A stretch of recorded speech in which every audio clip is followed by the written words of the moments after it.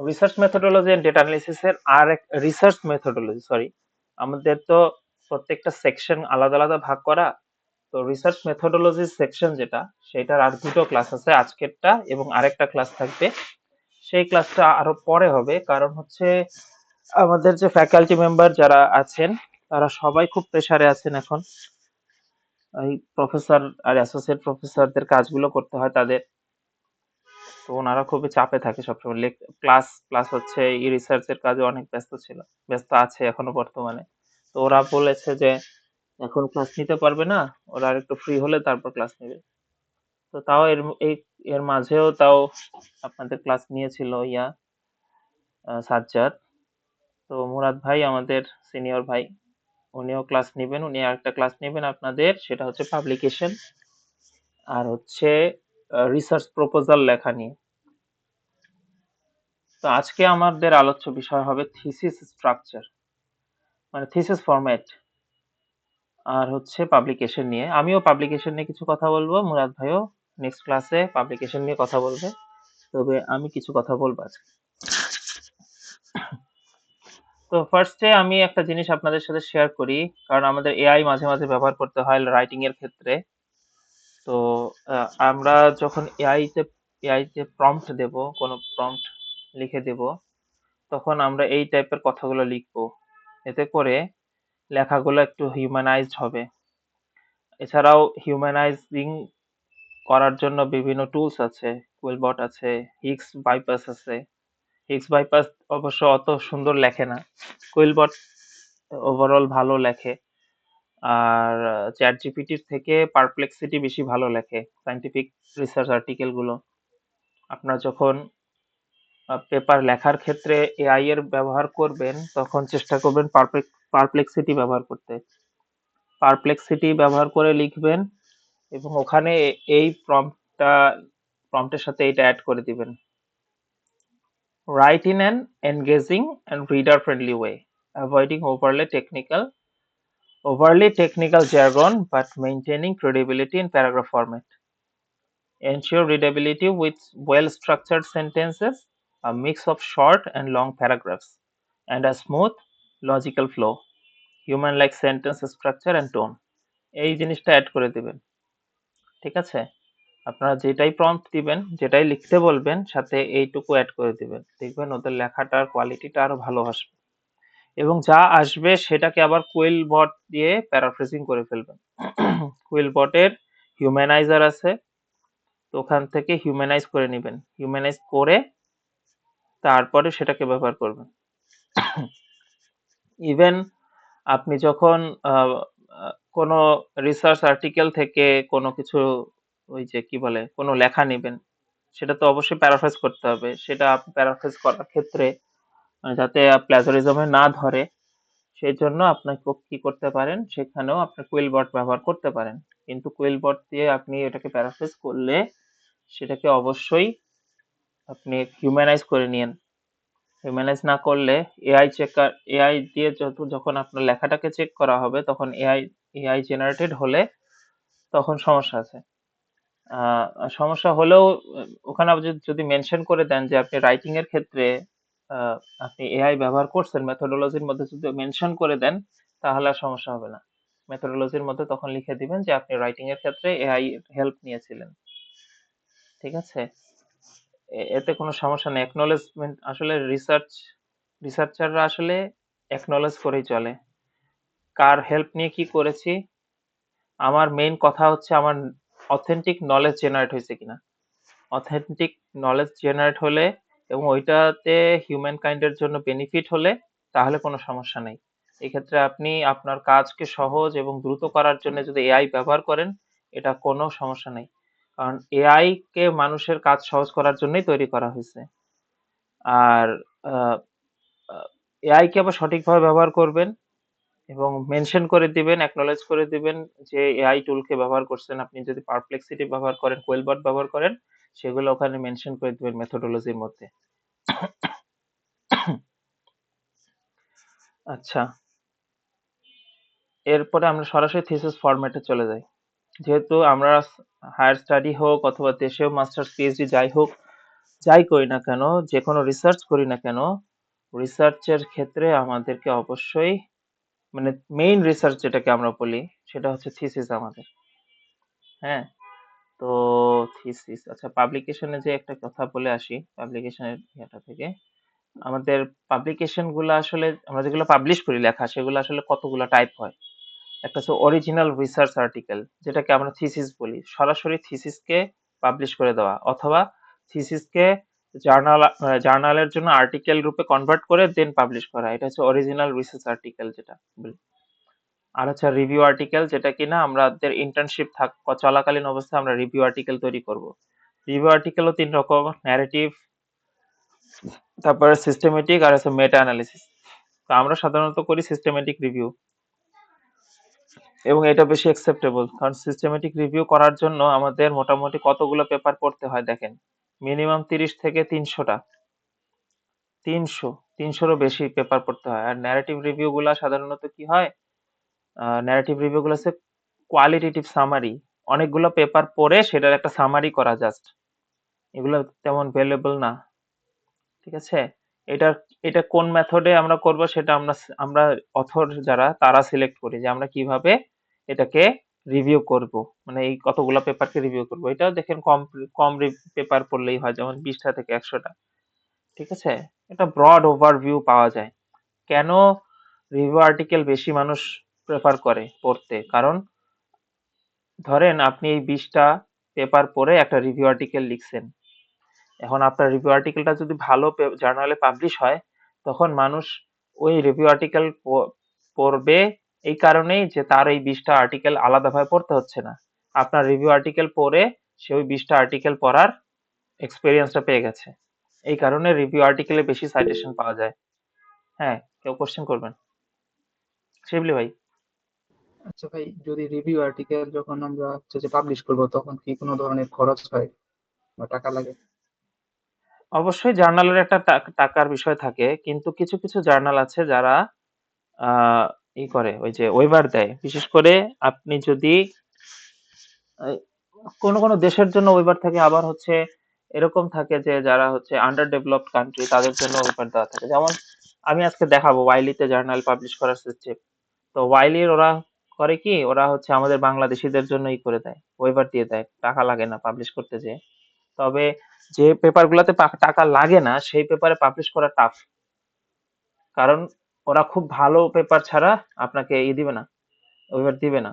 এখন আপনার পেপার যদি সেরকম আপ টু দ্য মার্ক না থাকে, তখন স্বাভাবিকভাবে ওরা ফ্রিতে আপনাকে কাজ করতে দিবে না, ইভেন আপনার পেপারটা একসেপ্টই করবে না, সোজা কথা।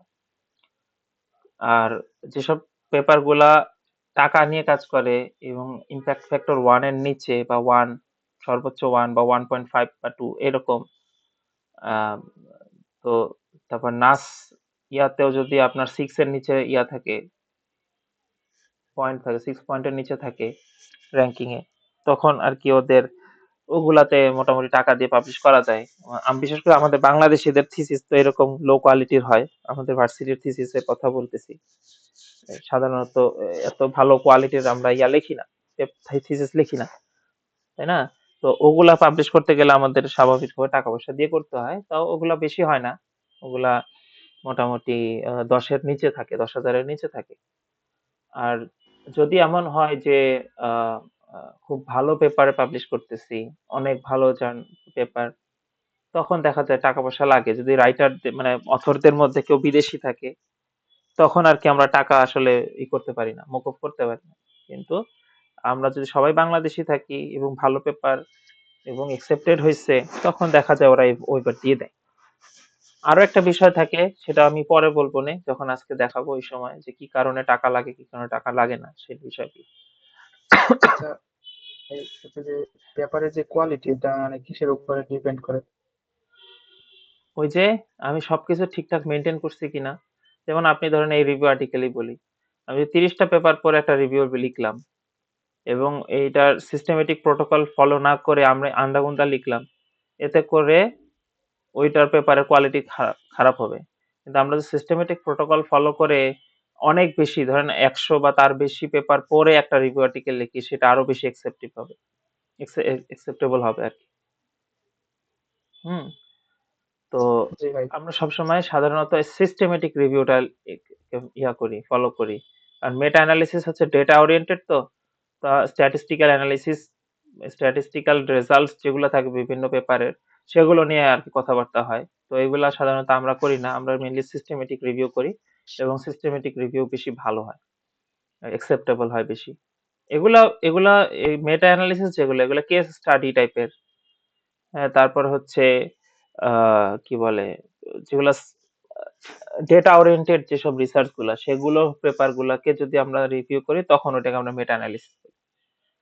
তারপর শর্ট কমিউনিকেশন বা ব্রিফ রিপোর্ট, কেস স্টাডি, তারপর মেথোডোলজি আর্টিকেল, এগুলো এগুলা সাধারণত আমরা করি না। এডিটোরিয়াল, হ্যাঁ, এরকম অনেক টাইপের আছে, প্রোটোকল আর্টিকেল, এগুলা যারা সায়েন্টিস্ট, বড় বড় বিভিন্ন, যেমন প্রোটোকল মানে কি? যে একটা মেথড যেটার বিভিন্ন স্টেপ থাকে, থাকে না? আমরা ধরেন বিভিন্ন কেমিক্যাল নিয়ে কাজ করি, তো ওইটার একটা নিয়ম থাকে যে আমাকে এইভাবে, এটার পরে এটা করতে হবে, এটার পরে এটা করতে হবে, একদম ওই সিস্টেমেটিক প্রোটোকলটাকে আমার ফলো করে চালাইতে হয়। এই এক্সপেরিমেন্ট যদি করি সেটা করতে হয়। তো এই যেটা, এই সিস্টেমটাকে ডেভেলপ করলো, সেটা আবার যখন জার্নালে পাবলিশ হয় তখন এটা প্রোটোকল আর্টিকেল হয়ে যায়। তারপরে যে করেসপন্ড, এই যে লেটার অফ এডিটর, এটা এডিটররাই করে, যারা জার্নালের এডিটররা। হ্যাঁ, এরকম ইয়াটা। আর এই অথরের বিষয়টা একটু পরে পড়বো, আগে আমরা হচ্ছে থিসিসে চলে যাই সরাসরি। আমি শুধু, আমার মেইন উদ্দেশ্যটা ছিল এইটা বলা যে আমরা মেইনলি কাজ করি কি, একটা হচ্ছে অরিজিনাল রিসার্চ আর্টিকেল যেটা আমরা থিসিস বলতেছি, আর একটা হচ্ছে রিভিউ আর্টিকেল যেটা আমরা বিভিন্ন মানুষের থিসিস গুলোকে পড়ে, বা এই যে অরিজিনাল আর্টিকেল গুলোকে পড়ে সেটার একটা রিভিউ করা, অনেকগুলো অরিজিনাল আর্টিকেল পড়ে সেটার একটা রিভিউ করাটা হচ্ছে রিভিউ আর্টিকেল। তো অরিজিনাল রিসার্চ আর্টিকেলটা আসে হচ্ছে থিসিস থেকে, মানে আমাদের অরিজিনাল রিসার্চ থেকে। তো এই জন্য আমি এটা আগে বলে নিলাম আগে, যাতে হচ্ছে থিসিসে আসলে, মানে থিসিস জিনিসটা কি সেটা আপনাদের বুঝে আসে যাতে। তো থিসিসের থিসিসের ফরম্যাট, মানে আমাদের থিসিসে আসলে কি কি থাকে, সেকশন অফ থিসিস, আর এই থিসিস ফরম্যাটে যা বলবো সেম মোটামুটি, কিন্তু আমি জাস্ট মানে থিসিসটাকে আমাদের তিনটা মেইন সেকশনে ভাগ করি আমরা সবসময়। একটা হচ্ছে প্রিলিমিনারি পেজেস, এটার মধ্যে থাকে আমাদের কভার পেজ, ডিক্লারেশন বা স্টেটমেন্ট অফ অরিজিনালিটি যেটাকে বলি, তারপর certificate page, dedication page, acknowledgement, abstract এবং টেবিল অফ কন্টেন্টস, এগুলা থাকে হচ্ছে আমাদের প্রিলিমিনারি পেজেসে। আমি একটা থিসিস দেখাই, প্রিলিমিনারি পেজগুলো দেখাই। এটা আমাদের ভার্সিটির একটা থিসিস, যেটা কিনা পরে পেপার হিসেবে আমরা পাবলিশ করেছি। যেমন এইটাকে ফার্স্ট, এটা বলতেছি কি, এটা হচ্ছে আমাদের ইয়া, দেখাচ্ছি, এই যে দেখেন, ফার্স্টে আরো একবার বলি কি কি থাকবে। এক নাম্বার হচ্ছে কভার পেজ থাকবে, যেখানে টাইটেল পেজ। এরপরে থাকবে হচ্ছে ডিক্লারেশন বা স্টেটমেন্ট অফ অরিজিনালিটি, যেটা যে অরিজিনাল ওয়ার্ক সেটার একটা স্টেটমেন্ট। সার্টিফিকেট পেজ, যদি সার্টিফাই করা হয় এই থিসিসটাকে, সেটার একটা সার্টিফিকেট থাকলে সেটাকে আমরা অ্যাড করি। ডেডিকেশন, এটা হচ্ছে আমাদের থিসিসটা যদি কাউকে ডেডিকেট করি তাহলে সেটা থাকবে, এগুলো অপশনাল। Dedication optional. আর হচ্ছে সার্টিফিকেট পেজ, যেটা এটা যদি অ্যাপ্লিকেবল হয় দেন আমরা সার্টিফিকেটটাকে অ্যাড করি। অ্যাকনলেজমেন্ট, অ্যাবস্ট্রাক্ট আর টেবিল অফ কন্টেন্ট। এখন সরাসরি থিসিস চলে যাই। এটা হচ্ছে টাইটেল পেজটা, এই যে আমাদের এখানে ফার্স্টে টাইটেল আছে, কে রাইটার, ইউনিভার্সিটির ইয়া, ঠিকানা, কত তারিখে ইয়া হয়েছে শেষ। এরপরে আসে হচ্ছে ওই যে অরিজিনাল কিনা এটা, স্টেটমেন্ট অফ অরিজিনালিটি সেটা। এই যে submitted to the faculty of agriculture, যাই হোক এগুলা জাস্ট কবে কোন কিসের জন্য এটাকে সাবমিট করা হয়েছিল, কে রাইটার, কে মেইন থিসিসের রাইটার, কে সুপারভাইজার, কো সুপারভাইজার, কে চেয়ারম্যান, কে ছিল ডিপার্টমেন্টের, এগুলা, এবং একটা সিগনেচার করে দেওয়া হয়। এটা হচ্ছে স্টেটমেন্ট অফ অরিজিনালিটি আর কি। এরপরে সে সার্টিফিকেট।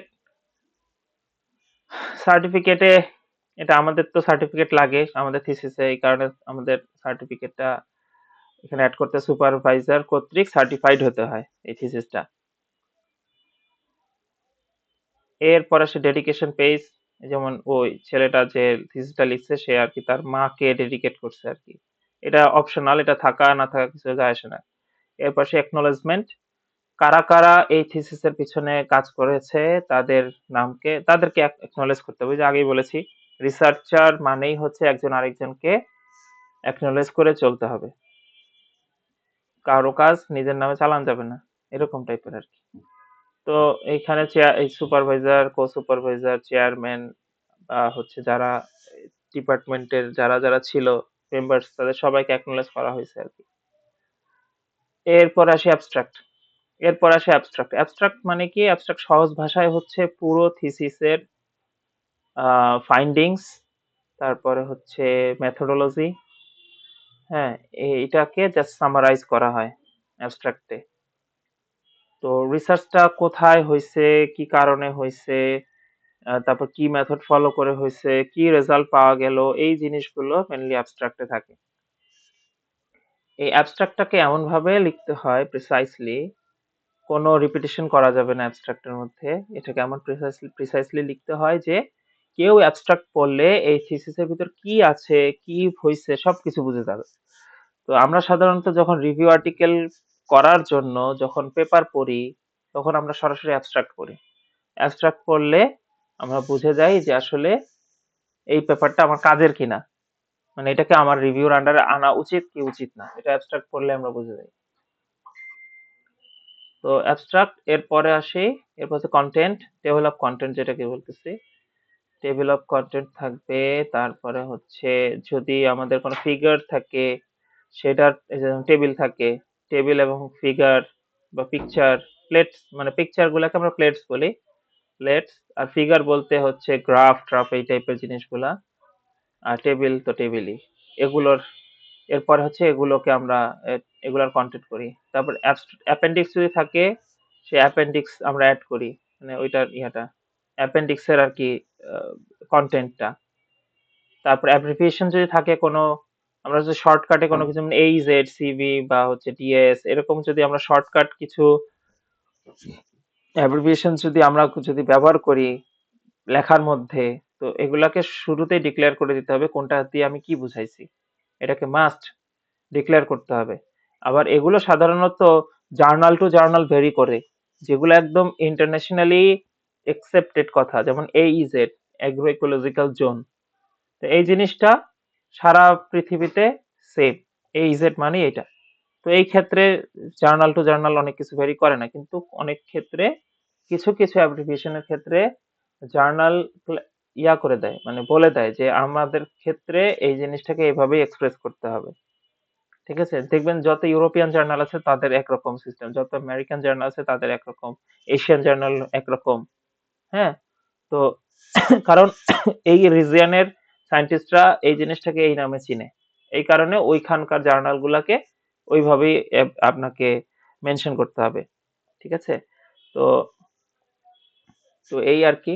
এটা যখন আপনি জার্নালে পাবলিশ করতে যাবেন, জার্নালে অথর গাইডলাইন পড়লেই বুঝতে পারবেন। তো এই পর্যন্ত হচ্ছে আমাদের থিসিসের শুরুর অংশ, যেটাকে আমরা বলি থিসিসের আমাদের ফার্স্ট সেকশন, যেটাকে আমরা প্রিলিমিনারি সেকশন অথবা ফ্রন্ট ম্যাটার বলি। এই অংশে এই জিনিসগুলো থাকে। সেকেন্ডলি হচ্ছে মেইন বডি, থিসিসের মেইন বডি যেটাকে আমরা কোর চ্যাপ্টার্স বলি। এখানে অনেকগুলো চ্যাপ্টার থাকবে, মেইনলি 6টা চ্যাপ্টার। অনেক সময় অনেক চ্যাপ্টার গুলাকে মিক্স করে দেওয়া হয়, যেমন ইন্ট্রোডাকশন, লিটারেচার রিভিউ অথবা রিভিউ অফ লিটারেচার, এরকম যেটাই বলি। তারপর ম্যাটেরিয়ালস অ্যান্ড মেথড অথবা মেথোডোলজি, তারপর রেজাল্টস, তারপর ডিসকাশন, তারপর কনক্লুশন। হ্যাঁ, তো অনেক ক্ষেত্রে অনেকে রেজাল্ট এন্ড ডিসকাশনকে এক করে দেয়, রেজাল্ট এন্ড ডিসকাশন বলে একটা চ্যাপ্টার বানায়।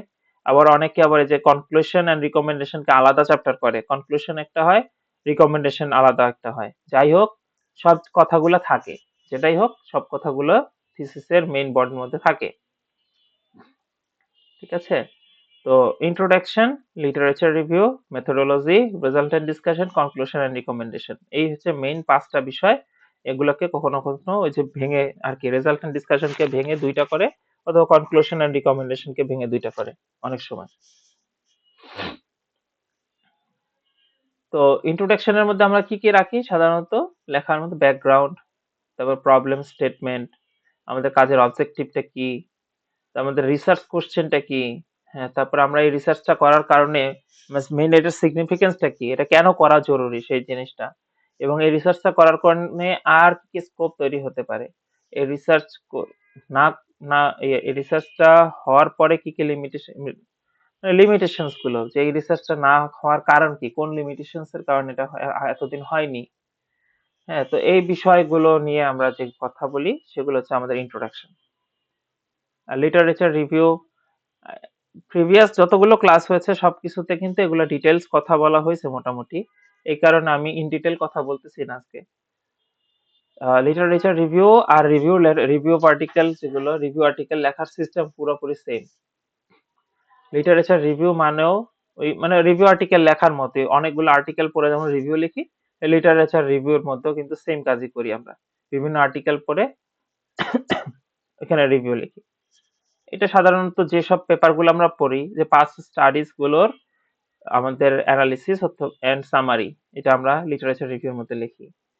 Identification of research gaps and theoretical frameworks, identification of research gap, আগের থিসিস গুলো বা আগের রিসার্চ গুলোতে যে গ্যাপটা ছিল সেটাকে আইডেন্টিফাই করি আমরা, যে কি কি কি গ্যাপ আছে, সেই গ্যাপ গুলোকেই তো ফিল আপ করবো মেইনলি আমরা নতুন রিসার্চে, সেই গ্যাপ গুলোকে নিয়ে আলোচনা করি। থিওরিটিক্যাল ফ্রেমওয়ার্ক নিয়ে আলোচনা করি। থিওরিটিক্যাল ফ্রেমওয়ার্ক বলতে আহ, আমরা যে নলেজ গুলো পাইলাম, আমাদের ফার্দার রিসার্চটা কন্টিনিউ করতে তো আমাদের নলেজ লাগবে, সেই নলেজ গুলোকে আমরা শেয়ার করব রিভিউ আর্টিকেলের মধ্যে। সেই নলেজ গুলো কি কি, মানে আমরা কি কি নলেজ গ্যাদার করলাম এই রিসার্চটা করার জন্য, সেটাই আমরা এখানে শেয়ার করব। তো এই ক্ষেত্রে কেউ যখন আমাদের থিসিসটা পড়বে, তখন ইন্ট্রোডাকশন পড়লে বুঝবে আমি কেন রিসার্চটা করছি, আর হচ্ছে লিটারেচার রিভিউ পড়লে বুঝবে যে কেন রিসার্চটা, মানে কেন আমি এই রিসার্চটা, কি বললাম মানে আগের কি কোন নলেজের উপর ভিত্তি করে আমি আর কি রিসার্চটা করছি, সেই জিনিসটা লিটারেচার রিভিউ দেখে দেয়। তো ম্যাটেরিয়ালস এন্ড মেথড বা অথবা হচ্ছে মেথোডোলজি যেটাই বলি, সেটা হচ্ছে আমাদের রিসার্চের ফুল মেথডটা, আমি কিভাবে ডেটা কালেক্ট করলাম, কিভাবে আমাদের রিসার্চের ডিজাইনটা করলাম, কিভাবে এটার অ্যানালিসিস করলাম, ইন্টারপ্রিটেশন করলাম, এই বিষয়গুলো এখানে মেথোডোলজির মধ্যে আমরা বলি। তো মেথোডোলজিটা ভ্যালিড হবে তখনই যখন আমাদের লিটারেচার রিভিউটা ভালো লেখা হবে। কারণ আমরা লিটারেচার রিভিউতে যা লিখছি, মানে আমাদের যে নলেজ, সেই নলেজের উপর ভিত্তি করেই আমরা মেথোডোলজি সেট করি। কারণ আমাদের রিসার্চ গ্যাপটা কি, সেই গ্যাপটা ফুলফিল করতে আমাদের কি করতে হবে, এবং সেই করতে হবে যে জিনিসটা, সেটা জানার জন্য যে আমরা জ্ঞান অর্জন করলাম, সেটার উপর ভিত্তি করেই আমরা মেথোডোলজি সেট করি। হ্যাঁ, তো এই আর কি। তো এই মেথোডোলজিটা এই জন্য আমাদের এই প্রত্যেকটা স্টেপ ঠিকঠাক করতে হবে, মানে যা যা দরকার তাই তাই থাকতে হবে। এই যে শিবলি ভাই বললেন যে আমাদের রিসার্চটা যে ভালো, এটা কিভাবে বোঝা যায়? এই স্ট্রাকচার গুলোর যে নিড, মানে আমার ইন্ট্রোডাকশনের মধ্যে কি থাকা জরুরি, সেই জিনিসটা আছে কিনা, লিটারেচার রিভিউতে কি থাকা জরুরি সেটা আছে কিনা, মেথোডোলজি প্রপার ওয়েতে সেট আপ করা হয়েছে কিনা, স্টাডি ডিজাইন ঠিক মতো করা হয়েছে নাকি, ডেটা ঠিক মতো কালেক্ট হয়েছে কিনা, ডেটাগুলো অথেন্টিক কিনা, এটার অ্যানালিসিস ঠিকভাবে করা হয়েছে কিনা, এই সব কিছু যদি ঠিকঠাক থাকে, সেই পেপারটা হবে পারফেক্ট একটা পেপার, যেটা কিনা ভালো জার্নালে যাবে। যেন হচ্ছে যে রিভিউয়াররা থাকবে, জার্নালের যারা রিভিউয়ার থাকবে, তারা যেন কোনো কমপ্লেন না করতে পারে। এরপর আসে রেজাল্টস। রেজাল্টস মিন্স হচ্ছে আপনার ইন্টারপ্রিটেশন, মানে আপনার যে ডেটাটা অ্যানালিসিস করলেন, সেই অ্যানালিসিস এর উপরে আপনি এতে ইন্টারপ্রিট করবেন যে আসলে এটার ঘটনাটা কি হয়েছে, ডেটা ড্রিভেন যে একটা ডিসিশনে আসবেন, সেইটাই হচ্ছে রেজাল্টস। ঠিক আছে? তো রেজাল্টসটা, এখন রেজাল্ট যা আসলো সেটা নিয়ে এখন ডিসকাশনে যাবেন। রেজাল্টসটা এটা কিন্তু ডিপ অ্যানালিসিস থাকে না, আমরা টেবিল চার্ট আপনার ইন্টারপ্রিটেশন পরে যে টেবিল বা চার্ট যেটাই পান, গ্রাফ যেটাই পান, সেগুলোকে রেজাল্টস এর মধ্যে আনি। এবং ডিসকাশন অংশে আমরা মেইনলি করি কি, তখন ইন ডেপথ ইন্টারপ্রিটেশনে যাই। ইন ডেপথ ইন্টারপ্রিটেশন মিন্স হচ্ছে, ধরেন আপনি একটা কিছু বের করার পরে একটা রেজাল্ট পাইলেন। এখন এই রেজাল্টটা অন্য রিসার্চের সাথে কন্ট্রাডিক্টরি হইলো। সেই জিনিসটা আপনার এখানে লিখতে হবে যে আমি এইরকম রেজাল্ট পাইছি, কিন্তু অমুক রিসার্চার অন্য একটা রেজাল্ট পাইছে, এরকম পায় নাই, অন্যরকম পাইছে। এখন তাই বলে এমন নয় যে আপনারটা ফেলে দিবে। আপনার অমুক রিসার্চার খুব টপ লেভেলের একজন রিসার্চার, অনেক নাম করা, তার সাথে আপনার ম্যাচ করে নাই বলে আপনার পেপার যে রিজেক্টেড হবে এমন না।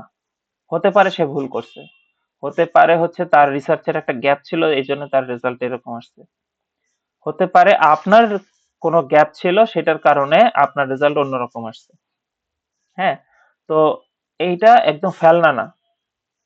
কারণ আপনি যে ভুলটা করার কারণে আপনার রেজাল্টটা খারাপ আসছে বা হচ্ছে তার সাথে ম্যাচ করে নাই, এটাও একটা নলেজ। পরবর্তীতে কেউ আপনার এই পেপারটা পড়লে সে বুঝবে যে আপনার মতো ভুল করা যাবে না।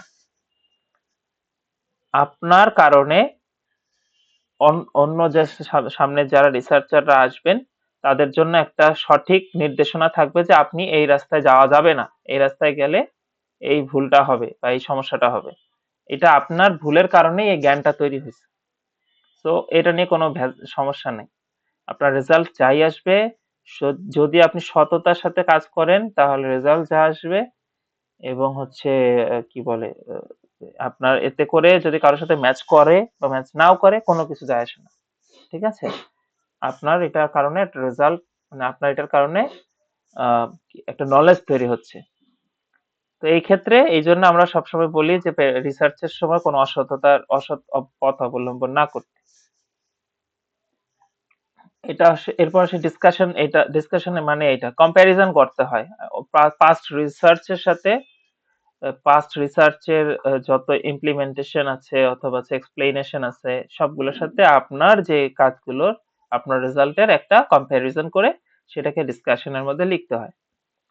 তারপরে ফাইনালি কনক্লুশনে কি করি, কনক্লুশনের মধ্যে আপনার যে ফাইন্ডিংস গুলো আছে, সেগুলোর মধ্যে যেগুলো মেইন ফোকাসড যেসব বিষয়গুলো, সেগুলাকে তুলে ধরে আমরা একটা সামারি লিখি। ঠিক আছে? এরপরে কনক্লুশনের মধ্যে আপনার নিজের কাজের কোনো লিমিটেশনস যদি থাকে, সেটা আমরা তুলে ধরি। আর হচ্ছে আর রিকমেন্ডেশনের মধ্যে আমরা সাধারণত মেইনলি করি লিমিটেশনটা, সরি, কনক্লুশনের মধ্যে সামারি অফ ফাইন্ডিংস, মানে সামারি অফ ফাইন্ডিংস বলতে আপনার মেইন ফিচার গুলো আর কি, আপনার রিসার্চের ফাইন্ডিংস এর মেইন ফিচার গুলোকে আনাটা হচ্ছে সামারি। আর রিকমেন্ডেশনের মধ্যে লিমিটেশনকে উল্লেখ করতে হয় যে আমি এই ভুলগুলা করছি, অথবা আমার এই সুযোগ সুবিধাগুলো ছিল না দেখে আমরা এইভাবে কাজগুলা করছি। এটা হচ্ছে আমাদের লিমিটেশনস। এবং একটা প্র্যাকটিক্যাল সাজেশনস দিতে হয় যে আমরা এই কাজগুলো করছি, এইভাবে করলে হয়তো আরো ভালো কোনো রেজাল্ট আসতো। এই যে এইভাবে করলে হয়তো কথাটা, এটা হচ্ছে প্র্যাকটিক্যাল সাজেশন। তো এছাড়াও আপনার যে রিসার্চ গ্যাপ গুলো, সেগুলোকে তুলে ধরা রিকমেন্ডেশনের ক্ষেত্রে, যাতে ফার্দার যারা রিসার্চ করবে তারা যেন আপনার রিকমেন্ডেশন দেখে সহজে একটা ডাইরেকশন পায়, নতুন মানে ফিউচার রিসার্চের ডিরেকশনটা পায়। এটা হচ্ছে কনক্লুশনের বিষয়। তো আমি থিসিস থেকে সরাসরি মেইনের মেইন বডিটা দেখাচ্ছি। আহ, এই দেখুন ইন্ট্রোডাকশন, এটা হচ্ছে ইন্ট্রোডাকশন। মেইন ইন্ট্রোডাকশন বেশি পড়ালেখা, ইন্ট্রোডাকশনের মধ্যে আমরা ব্যাকগ্রাউন্ড ইনফরমেশন গুলো দেই আর অবজেক্টিভসটা দিই, আমাদের রিসার্চের অবজেক্টিভটা কি এটাকে স্পেসিফাই করি। আমরা এই অবজেক্টিভসটা আমরা ইন্ট্রোডাকশনের মধ্যে লিখি, বলি যে আমরা কি উদ্দেশ্যে এই রিসার্চটা করতে চাচ্ছি এবং এটার সিগনিফিকেন্সটা কি, এটা বলি। তারপরে আমরা অবজেক্টিভ সেট করি যে আমরা কোন রিসার্চ কোশ্চেনটা আমরা সলভ করতে চাচ্ছি, বা কোন রিসার্চ মানে কোন প্রবলেমটাকে সলভ করতে চাচ্ছি, সেইটা সেটা আমাদের অবজেক্টিভ। এরপর আমরা রিভিউ অফ আর্টিকেল করি, বিভিন্ন বিষয়, বিভিন্ন নলেজ, এই যে প্রত্যেকটা পয়েন্ট গুলা যে আসে, এই রিভিউ আর্টিকেলের ভিতরে যে বিভিন্ন পয়েন্ট আসে, এই প্রত্যেকটা পয়েন্ট হচ্ছে বিভিন্ন নলেজ। হ্যাঁ, তো এই নলেজ গুলোকে আমরা প্রিভিয়াস রিসার্চ গুলোকে পড়ে পড়ে করি। এই যে দেখেন এখানে যাই কথা বলছি না কেন, এই যে দেখেন এই একটা রেফারেন্স আসছে, এখানে একটা রেফারেন্স আসছে, আমরা সাইট করেছি, তাই না? তো এই আর কি। এভাবে রিভিউ পার্টিকেলটা লেখার পরে হচ্ছে এরপর আসে মেথোডোলজি, ম্যাটেরিয়ালস এন্ড মেথড যেটাকে বলি। কোন লোকেশনে কোন সময় কাজ করা হয়েছে, তারপরে ওয়েদার কেমন ছিল, সয়েল কেমন ছিল, এগুলা বলেছে। কোন কোন ট্রিটমেন্ট ব্যবহার করছে, কোন কোন কেমিক্যাল অথবা নন কেমিক্যাল অ্যাপ্রোচ করা হয়েছিল, এরকম বিভিন্ন বিষয়গুলো। যে ফিল্ডে কাজ করছে সেই ফিল্ডের ছবি দিয়ে দিছে ছেলেটা আর কি। যাই হোক,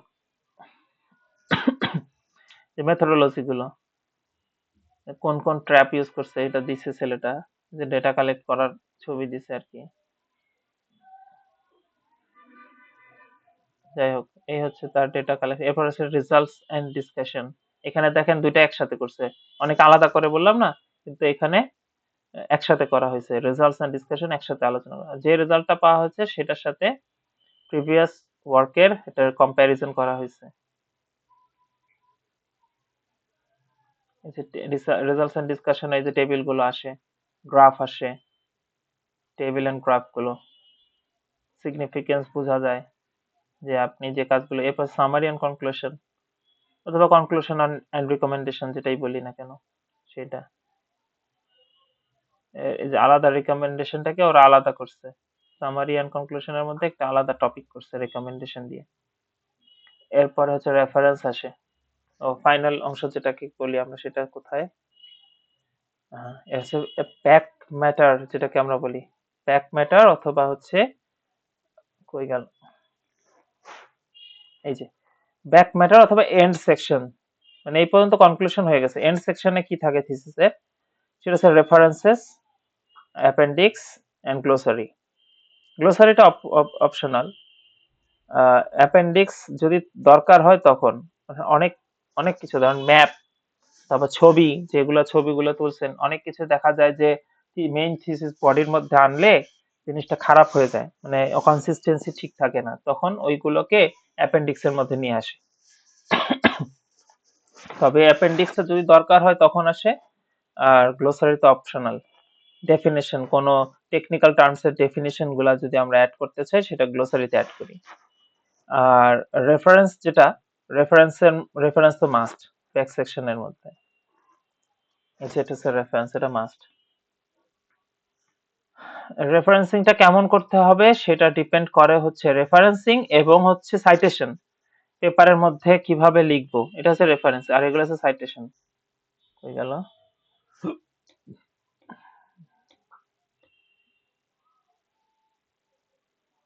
যেমন এই যে রাশেদ, এগুলোকে সাইটেশন বলতেছি। সাইটেশন কিভাবে করতে হবে এইটা, আর হচ্ছে রেফারেন্সিং কিভাবে করতে হবে এইটা ডিপেন্ড করবে যে প্রতিষ্ঠানের আন্ডারে আপনি রিসার্চ করতেছেন। এটা রিসার্চ ইনস্টিটিউট হোক অথবা আপনার একাডেমি হোক, ইউনিভার্সিটি হোক, সেখানে থিসিসের জন্য যে ফরম্যাটটাকে ওরা ফলো করে সেটাকে ফলো করে আপনাকে অবশ্যই এই রেফারেন্স এন্ড সাইটেশনটা করতে হবে। ইভেন আপনি যখন এগুলো পাবলিশ করতে যাবেন তখন জার্নালের যে রিকমেন্ডেশন আছে, জার্নালের যে ইয়াটা আছে, ইনস্ট্রাকশন আছে, সেই অনুসারে আপনার রেফারেন্সটা আর সাইটেশনটাকে চেঞ্জ করে আবার করতে হবে।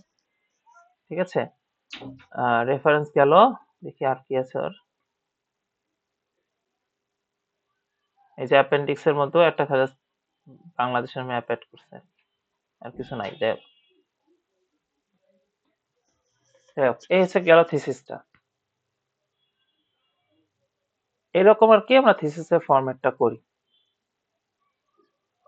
সব জায়গায় থিসিস ফরম্যাট মোটামুটি 90% বা 99% সেম বলা যায়। কিছু ভিতরের বিষয় কিছু চেঞ্জ থাকে, যেমন একটু আগে বললাম এই যে এগুলোকে কখন আলাদা করে। যেমন আমাদের ভার্সিটির সিস্টেম আছে রেজাল্টস এন্ড ডিসকাশন একসাথে করা, ম্যাটেরিয়ালস এন্ড মেথড এইভাবে লেখা। অনেক জায়গায় দেখবেন যে শুধু ম্যাটেরিয়ালস এন্ড মেথড লেখে না, তখন লেখে, ওরা লেখে শুধু মেথোডোলজি। রেজাল্টস এন্ড ডিসকাশন আলাদা করে, আবার কনক্লুশন রিকমেন্ডেশন আলাদা করে। এটা ডিপেন্ড করবে আপনি কোন প্রতিষ্ঠানের আন্ডারে কাজ করতেছেন। ইভেন যখন পাবলিশ করবেন তখন জার্নালের জার্নালের অথর গাইডলাইনের উপর ডিপেন্ড করবে।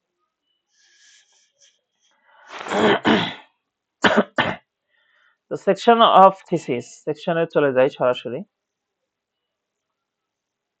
সেকশন, থিসিসের সেকশন, থিসিসের যে অ্যাবস্ট্রাক্ট, অ্যাবস্ট্রাক্ট কেমন হবে সেটা, ও সরি স্যার, আরেকটা জিনিস মিস করে গেছি, থিসিস ফরম্যাটের একটা জিনিস মিস করে গেছি।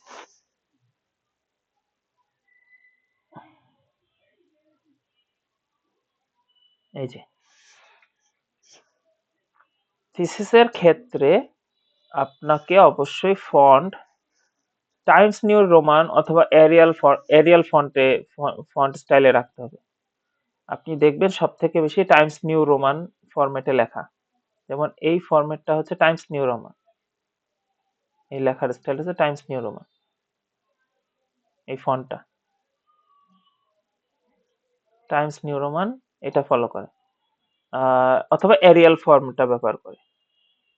এটা কোন ফরম্যাটে আছে দেখি,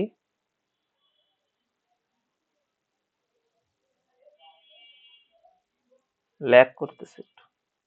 আচ্ছা, ফন্ট সাইজ থাকবে 12 পয়েন্ট, ঠিক আছে।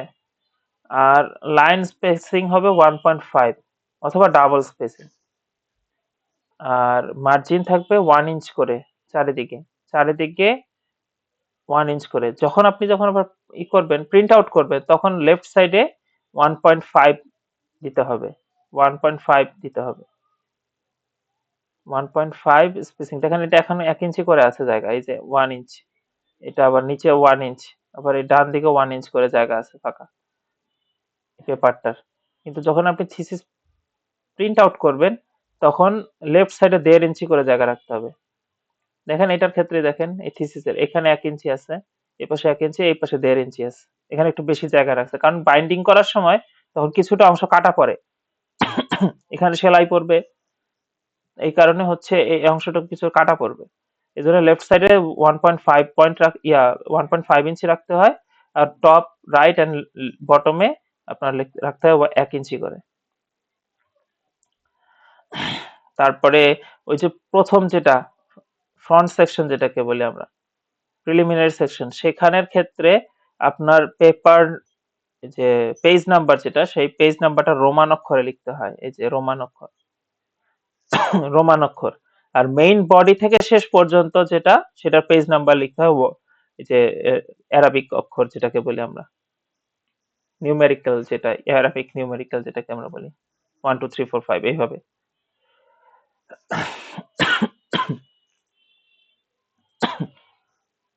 সরি। আর ফন্ট সাইজ হচ্ছে 12 পয়েন্ট, আর ফন্ট ফন্ট স্টাইল হচ্ছে টাইমস নিউ রোমান অথবা এরিয়াল। টাইমস নিউ রোমান রাখাই ভালো। আর লাইন স্পেসিং হবে 1.5। আশা করি বুঝছেন। এআই এর এটার ভিতরে আমি লেখাটার মধ্যে একটু দেখাই আপনাকে। এই লেখাটা এখন কি কি ফরম্যাটে আছে, এরিয়ালে আছে। এই যেটা আছে না, এই ফন্ট স্টাইল হচ্ছে এরিয়াল, কিন্তু এটাকে করবো আমি টাইমস নিউ রোমান ধরেন।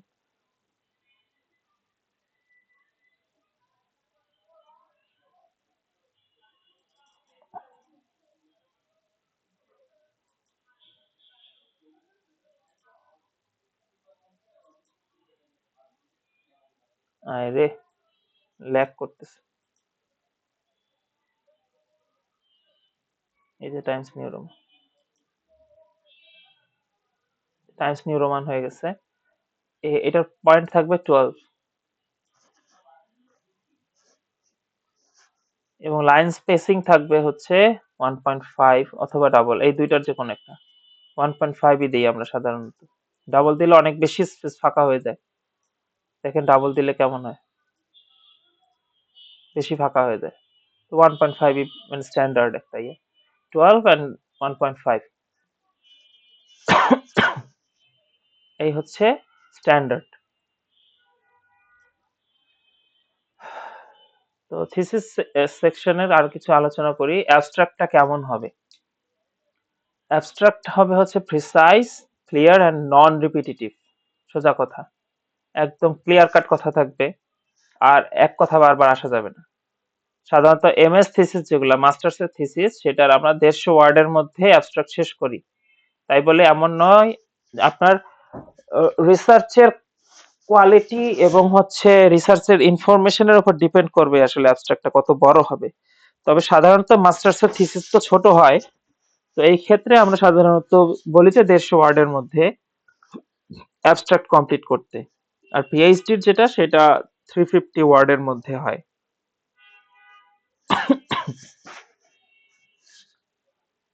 আচ্ছা, আর ইন্ট্রোডাকশনের ক্ষেত্রে কি, ইন্ট্রোডাকশনে কি কি আসে সেগুলো তো আমরা বলেছি, ব্যাকগ্রাউন্ড ইনফরমেশন, প্রবলেম স্টেটমেন্ট, তারপর হচ্ছে রিসার্চ কোশ্চেন অথবা হাইপোথিসিস, তারপর অবজেক্টিভস, এগুলো হচ্ছে মেইন বিষয়। তারপর স্টাডির সিগনিফিকেন্সটা কি আপনার এই রিসার্চের স্কোপ অ্যান্ড লিমিটেশন, এগুলো নিয়ে আলোচনা করা হচ্ছে ইন্ট্রোডাকশনের কাজ। আর লিটারেচার রিভিউতে কি থাকে, রিভিউ অফ কি থিওরিজ অথবা কনসেপ্ট, আপনি যে কনসেপ্ট অথবা মেইন থিওরির উপরে কাজ করতেছেন সেটার রিভিউ লিখতে হয়। এটার জন্য আপনাকে অবশ্যই পেপার পড়তে হবে অনেক। তারপরে সামারি অফ রিলেভেন্ট স্টাডিজ, যে রিলেভেন্ট যে স্টাডি গুলো আছে, যে পেপার গুলা, সেগুলো সামারি করা। সাধারণত এই যে আমি একটু আগে দেখাইছিলাম না, narrative review of review article তিনটা টাইপ বলছিলাম। প্রথমটা ন্যারেটিভ রিভিউ আর্টিকেল, পরেরটা সিস্টেমেটিক রিভিউ আর্টিকেল। সাধারণত থিসিসের রিভিউ অফ লিটারেচারটা ন্যারেটিভ রিভিউ আর্টিকেল হয়, জাস্ট কতগুলা পেপার পড়ে সেগুলার সামারি করে ফেলা। ন্যারেটিভ রিভিউ আর্টিকেলের মতো হচ্ছে এই থিসিসের রিভিউ অফ লিটারেচার সেকশনটা। তারপর ক্রিটিক্যাল অ্যানালিসিস এন্ড কম্পারিজন যদি থাকে সেই ক্ষেত্রে সেগুলোকে আপনি এখানে আনতে পারেন। রিসার্চ গ্যাপ গুলো আইডেন্টিফাই করলে সেগুলো আইডেন্টিফিকেশন গুলো আনতে পারেন। থিওরিটিক্যাল আর কনসেপচুয়াল ফ্রেমওয়ার্ক যদি থাকে সেগুলোকে এখানে আনতে পারেন। তো আমরা রিভিউ রিভিউ আর্টিকেল যখন আমরা প্র্যাকটিক্যালি করব কোর্সের শেষে, তখন এই যখন হাতে কলমে কাজগুলো করা শুরু করবেন তখন এগুলো ক্লিয়ার হবে আসলে। আবার গত ক্লাসে যারা গত দুইটা ক্লাস সম্ভবত রিভিউ আর্টিকেল লেখার উপরে দুইটা ক্লাস হয়েছিল, সেই ক্লাসগুলোকে একটু ভালো করে মনোযোগ দিয়ে দেখলে তখন আপনারা আরো ক্লিয়ার হয়ে যাবেন যে কিভাবে রিভিউ করা হয়েছে। মেথডোলজি কি, আপনার রিসার্চ ডিজাইন, আপনি কোয়ালিটেটিভ না কোয়ান্টিটেটিভ নাকি মিক্সড মেথড ফলো করছেন সেটা। কোয়ালিটেটিভ বলতে হচ্ছে আপনার ডেটাগুলা মানে নিউমেরিক্যাল ছিল না, কোনো বিহেভিয়ারের উপরে মানে বিহেভিয়ার হতে পারে, হ্যাঁ, অথবা কোনো সিচুয়েশন হতে পারে, সেই টাইপের কোনো ডেটা ছিল। কিন্তু কোয়ান্টিটেটিভ ডেটা মানে হচ্ছে নিউমেরিক্যাল ডেটা থাকবে। তারপর হচ্ছে মিক্সড হতে পারে, আপনার রিসার্চের মেথোডোলজি ডেটাগুলো কোয়ালিটেটিভ কোয়ান্টিটেটিভ দুটোই হতে পারে, যে কোনো রিসার্চ ডিজাইনেই এখানে হতে পারে। স্টাডি এরিয়া, তারপর কোন স্যাম্পল পপুলেশন নিয়ে কাজ করছেন, আমি যেমন ইনসেক্ট নিয়ে কাজ করছি। তারপরে আপনি হতে পারে মানুষ নিয়ে কাজ করতে পারেন, যেমন কোভিড এর যে ভ্যাকসিন নিয়ে কাজ হয়েছে সেটা মানুষের উপর কাজ হয়েছে। স্যাম্পল পপুলেশন কারা ছিল, স্টাডি এরিয়া কোথায় ছিল, বাংলাদেশে না বিদেশে নাকি কোনো নির্দিষ্ট এলাকায়, ফিল্ডে নাকি গ্রিন হাউসের ভিতরে নাকি ল্যাবের ভিতরে, এগুলা। ডেটা কালেকশন টুল বা টেকনিক, না আপনি কিভাবে ডেটা কালেক্ট করছেন, এটা আপনি সার্ভে করছেন নাকি হচ্ছে কোশ্চেনিয়ার ব্যবহার করে করছেন, নাকি সরাসরি আপনি কি বলে, মানে এগুলো তো প্রাইমারি ডেটা নেওয়া। আর হচ্ছে আপনি কি বলে সরকারি কোনো ওয়েবসাইট থেকে ডেটা কালেক্ট করছেন, এরকম সবকিছু এখানে মেনশন করতে হয়।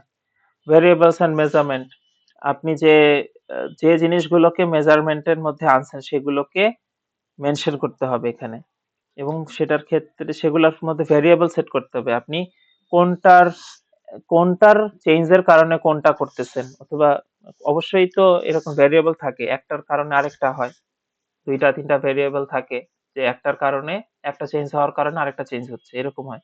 যেমন হচ্ছে এমন বলি যে কোভিড-19 এর ভাইরাসটা, এটা একটা ভেরিয়েবল, যে এই ভাইরাসটা কারণে এই অসুখটা হয়েছে। অথবা আমি যদি বলি একটা পোকাটা এই এই এই ফসলে অ্যাটাক করে, আর আমি এই কেমিক্যাল দিলে এই পোকাটা দমন হয়, হতে পারে 90% দমন হলো। এখানে আবার তিনটা টাইপের ভেরিয়েবল থাকে, ফসল, পোকা ওষুধ, এরকম। তো এইগুলা এখানে আমরা মেনশন করি। ডেটা অ্যানালিসিস ইনস্ট্রুমেন্ট কি কি ব্যবহার করছি, ল্যাবে কোনো ইনস্ট্রুমেন্ট ব্যবহার করছি কিনা, ইভেন কোনো সফটওয়্যার ব্যবহার করছি কিনা। তো এগুলো আমরা এখানে মেনশন করি। আর হচ্ছে ডেটা অ্যানালিসিস এর মেথড কি ছিল, ইভেন কোন সফটওয়্যার দিয়ে ডেটা অ্যানালিসিস করছি, এগুলো আমরা এখানে মেনশন করি। ডেটা অ্যানালিসিস এর মেথড কি, রিগ্রেশন করেছি না কোরিলেশন করেছি, নাকি হচ্ছে মিক্সড মেথড করেছি, জেনারেলাইজড মিক্সড মেথড করেছি, এরকম ডেটা অ্যানালিসিস এর কি কি মেথড ফলো করেছে, স্ট্যাটিস্টিক্স এর কোন কোন জিনিসগুলো আমরা ব্যবহার করছি, এগুলো সব আমরা মেথডোলজির মধ্যে মেনশন করি। তো রেজাল্টস এর মধ্যে আমরা কি করি, আমাদের র ফাইন্ডিংস, মানে আমাদের যে ফাইন্ডিংস গুলো আছে এগুলো র ফাইন্ডিংস গুলো আমরা টেবিল অথবা ফিগার অথবা গ্রাফ, হ্যাঁ, এগুলো দ্বারা জাস্ট এখানে উল্লেখ করে দিই, একদম ইনডেপথ আলোচনা করি না। আর ডিসকাশনের মধ্যে আমরা ইনডেপথ আলোচনা করি। আমাদের এক্সপ্লেনেশন অফ রেজাল্ট, আমাদের যে রেজাল্ট সেটার এক্সপ্লেনেশনটা আসে ডিসকাশনের ভিতরে। কম্প্যারিজন উইথ পাস্ট স্টাডিজ, আমাদের প্রিভিয়াস যে সব স্টাডিজ গুলো হয়েছে এই বিষয়ের উপর, সেগুলোর সাথে আমাদের রেজাল্টের কম্প্যারিজন এখানে আমরা দেখাই। তারপর আমাদের ফাইন্ডিংস এর যে ইমপ্লিকেশনস আছে, আমরা আমাদের ফাইন্ডিংসটা কোথায় ইমপ্লিমেন্ট করতেছি, কি কাজে আমাদের এই ফাইন্ডিংসটা ব্যবহার হতে পারে বা হলে কি লাভ হতে পারে, এই বিষয়গুলো আমরা এখানে ডিসকাশনের মধ্যে দেই। এরপরে আসে আমাদের আনএক্সপেক্টেড রেজাল্ট। ওই যে বললাম যে হতে পারে আমাদের কোনো ভুলের কারণে কোন একটা আনএক্সপেক্টেড রেজাল্ট চলে আসলো, যেটা হওয়ার কথা ছিল সেটা হয়নি, সেইটা আমরা এখানে অবশ্যই দেব।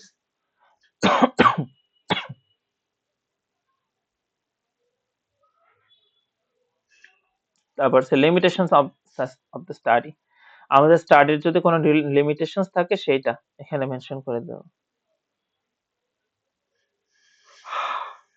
এরপরে কনক্লুশনে কি থাকে, যেটা তো আমরা বলছি, আমাদের সামারি অফ মেইন ফাইন্ডিংস, আমাদের ফাইন্ডিংস যতগুলাই থাকবে সেগুলার সেগুলার মেইন ফাইন্ডিংস গুলোর আমরা সামারি এখানে করে দিই।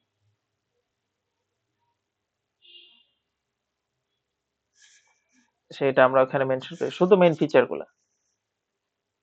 আচ্ছা, আর conclusions related to each objective, আমরা ইন্ট্রোডাকশনের ক্ষেত্রে যে কটা অবজেক্টিভ সেট করব সেই অবজেক্টিভ গুলা ফুলফিলমেন্ট হয়েছে কিনা, সেইগুলো হয়েছে কি হয় নাই, সেইগুলাকে এখানে কনক্লুশনের মধ্যে মেনশন করি আমরা। এরপরে আসে রিকমেন্ডেশন, প্র্যাকটিক্যাল কোনো রিকমেন্ডেশন অথবা ফিউচার রিসার্চের সাজেশনস গুলা, সেগুলো আমরা কনক্লুশনে লিখি। তো আশা করি আপনারা থিসিসের স্ট্রাকচারটাও বুঝছেন, থিসিসটার ফরম্যাটিং করা বুঝছেন, কোন সেকশনে আমরা কি লিখি, কি কি ইনফরমেশন দেই, সেগুলাই হচ্ছে এখানে আমরা বলছি। এখন ওই যে শিবলি ভাই যেটা বলছেন যে একটা ভালো রিসার্চ হতে কি লাগবে, এখানে আমি যা যা বলছি এই সব কিছু লাগবে, সোজা কথা। এবং অথেন্টিসিটি বজায় রেখে থাকতে হবে। ইন্ট্রোডাকশনে আমি যা যা এখানে বলছি এই সব কিছু আপনার এখানে আনতে হবে, আপনার রিসার্চের সাথে যায় এমন কথা। এবং যখন রিভিউ করবেন সেই রিভিউটা যেন ঠিক মতো হয়, এবং এই মেথডোলজি যেন সঠিক মেথডোলজি ফলো করা হয়, এবং রেজাল্ট যেটাই আসুক এটা যেন আপনার অথেন্টিক ডেটা ড্রিভেন রেজাল্ট হয়। ঠিক আছে, তাহলে আপনার সোজা কথা আপনার থিসিসটা একটা পারফেক্ট থিসিস হবে, অথেন্টিক একটা থিসিস হবে। এইটা তখন আপনি অবশ্যই ভালো জার্নালে পাবলিশ করতে পারবেন। আর যদি মাঝখানে কোনো কারচুপি থাকে, এই ডেটার মধ্যে ম্যানিপুলেশন করেন, তাহলে কিন্তু আর কিছু করে লাভ নেই, তখন ভালো পাবলিকেশনে যাবে না, ভালো কোনো জার্নালে যাবে না, আপনার টাকা দিয়ে হয়তো খয়রাত জার্নালে পাবলিশ করতে হবে, মানে একদম খুব বেশি রেপুটেড জার্নালে আপনি পাবলিশ করতে পারবেন না। এই জন্য যাই করবেন ভালোভাবে করেন। যেমন আমরা যখন সিস্টেমেটিক রিভিউ আর্টিকেল, এটার উপরে ক্লাস হবে না আপনাদের আর, বরং আমরা যখন ইন্টার্নশিপ পর্যায়ে চলে যাবেন তখন তখন এগুলো হাতে কলমে আমরা রিভিউ আর্টিকেল শিখাবো। তো ওইটাকে আমরা ক্লাসের বাইরে শিখাবো, রিভিউ আর্টিকেল আবার ভালোভাবে শিখবেন, তখন আপনারা যাতে ডিরেক্টলি কাজগুলো করতে পারেন, এতে আপনাদের নামে পাবলিকেশনস থাকবে। আরো একটা জিনিস আমি তো মিস করে গেছি সম্ভবত, সেটা হচ্ছে প্লাজারিজমের জিনিসটা আমি আগে আলোচনা করেছিলাম অনেক আগে, একদম প্রথম ক্লাসে সম্ভবত। তো সেক্ষেত্রে প্লাজারিজমের আমি একটা জিনিস বলি, ওই যখন আপনার পেপার করবেন, কনভার্ট করবেন, আপনার থিসিসটা লেখা হলো, সেটা যখন আপনি পেপারে কনভার্ট করবেন তখন যেন প্লাজারিজম এই যে কত পার্সেন্টের মধ্যে থাকবে সেটাকে আমরা এখানে দেখাইছি, দেখেন যদি আপনার প্লাজারিজম 0 থেকে 10% এর ভিতরে থাকে তখন বলা যায় যে এটা এক্সেলেন্ট একটা পেপার, এটা অ্যাকসেপ্টেবল ইন মোস্ট জার্নালস। খুব ভালো ভালো জার্নালে পাবলিশ করতে গেলে অবশ্যই প্লাজারিজম 15% এর নিচে রাখতে হবে। 10 to 15% হচ্ছে অ্যাকসেপ্টেবল, ইউজুয়ালি অ্যাকসেপ্টেড। হ্যাঁ, সো আপনাকে অবশ্যই 15% এর নিচে রাখতে হবে, আর খুব বেশি ভালো করতে গেলে 10% এর নিচে রাখা সব থেকে ভালো।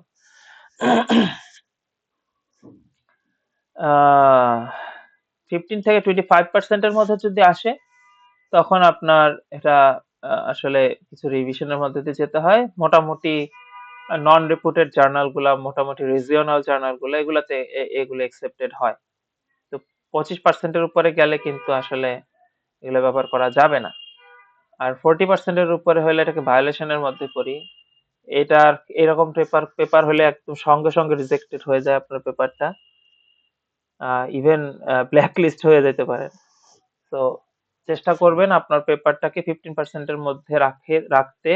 আর এটা কিভাবে রাখে, প্লাজারিজম কিভাবে এটা থেকে বাঁচা যায়, সেটার সিস্টেম হচ্ছে প্যারাফ্রেজিং করা। আপনি যাই বিভিন্ন জার্নাল বা যে কোনো আর্টিকেল থেকে যাই আপনি লেখা তুলেন না কেন, সাইট করেন না কেন, সেই লেখাটাকে অবশ্যই আপনার অবশ্যই এটাকে প্যারাফ্রেজ করে লিখতে হবে। এবং বড় বড় লেন্দি সেন্টেন্স যদি থাকে, বড় বড় সেন্টেন্স, সেই সেন্টেন্সটাকে দরকার হলে 2 ভাগ করে দিবেন। আমি কিছু ট্রিক বলে দিই আপনাদেরকে। 1 নাম্বার হচ্ছে আপনি চেষ্টা করবেন যে ফার্স্টে তো প্যারাফ্রেজ করতে হবে, তাও যদি প্লাজারিজম ধরে তাহলে যদি দেখেন লং সেন্টেন্স, সেই লং সেন্টেন্সটাকে ভেঙে শর্ট সেন্টেন্সে নিয়ে আসবেন, এতেও কাজ হয়। আরেকটা হচ্ছে সিস্টেম, একই কথার আন্ডারে একাধিক মানুষের সাইটেশন আনা। যদি সিঙ্গেল সাইটেশন আনেন, ধরেন আমি পেপার থেকেই দেখাই, যেমন এই কথাটাই ধরেন, এই যে এই সেন্টেন্সটা, এইখানে যে কথাটা বলছে, given its impact on important crops like beans, আচ্ছা যে একটা কথায় আনছে, সেই কথাটা এই যে নাহার এই একটা পেপারের উপর করা, আবার হচ্ছে যে এইখানের কথাটা এই একটা পেপারের আন্ডারে কথা। তো এগুলাকে সহজে ট্র্যাক করতে পারে সফটওয়্যার। কিন্তু যদি অনেক কথা একই একই সেন্টেন্সের আন্ডারে অনেক কথা থাকে, যেমন এই সেন্টেন্সটা, এইটার আন্ডারে এইটা আসলে দেখেন কতগুলা পেপারে আছে, এই একটা, দুইটা, তিনটা, চারটা। যখন এরকম একাধিক সাইটেশন আনবেন একটার আন্ডারে, তখন এগুলোকে ক্যাচ করতে পারবে না সফটওয়্যার। এইটা আরেকটা ট্রিক। দেখবেন যে এগুলোকে প্লাজারিজম ধরবে সহজে, কিন্তু যেগুলোতে অনেকগুলো রাইটারের থাকবে, কথা থাকবে, মানে একই কথার আন্ডারে অনেকগুলো রাইটারের রেফারেন্স আনবেন, তখন দেখবেন যে এটা প্লাজারিজম ধরতে পারবে না। ঠিক আছে, একে তো প্যারাফ্রেজ করবেনই, বড় সেন্টেন্স 2 ভাগ করে ছোট করে ফেলতে পারেন, সেটা না পারলে অ্যাটলিস্ট এরকম একাধিক সাইটেশন আনবেন। এভাবে করলে দেখবেন যে প্লাজারিজম কমে আসছে আপনাদের পেপারের।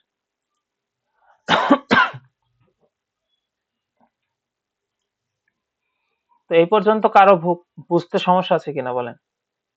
এরপরে আমরা চলে যাব হচ্ছে পাবলিকেশনের বিষয়গুলোতে।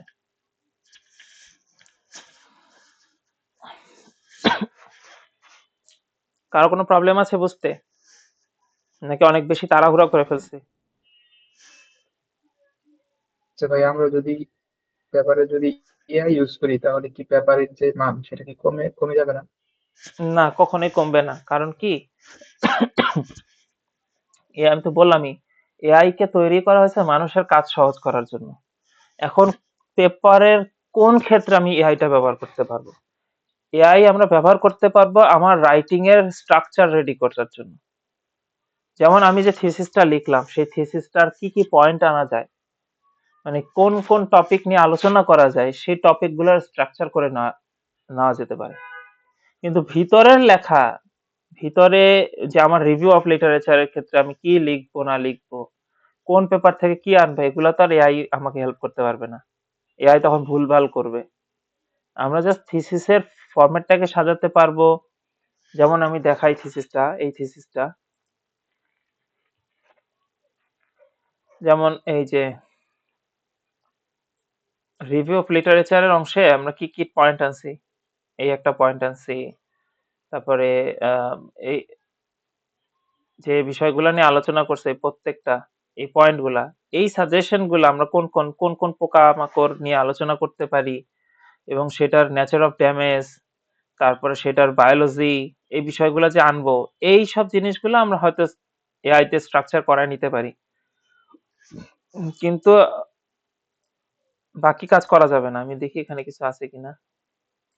এটা কি? যেমন এটা, আমি এই একটা থিসিসের টাইটেল এআই কে দিয়েছিলাম, smart agricultural waste management using AI and data mining to convert farm waste into bioenergy. এই কাজটা আমরা করতেছি বর্তমানে।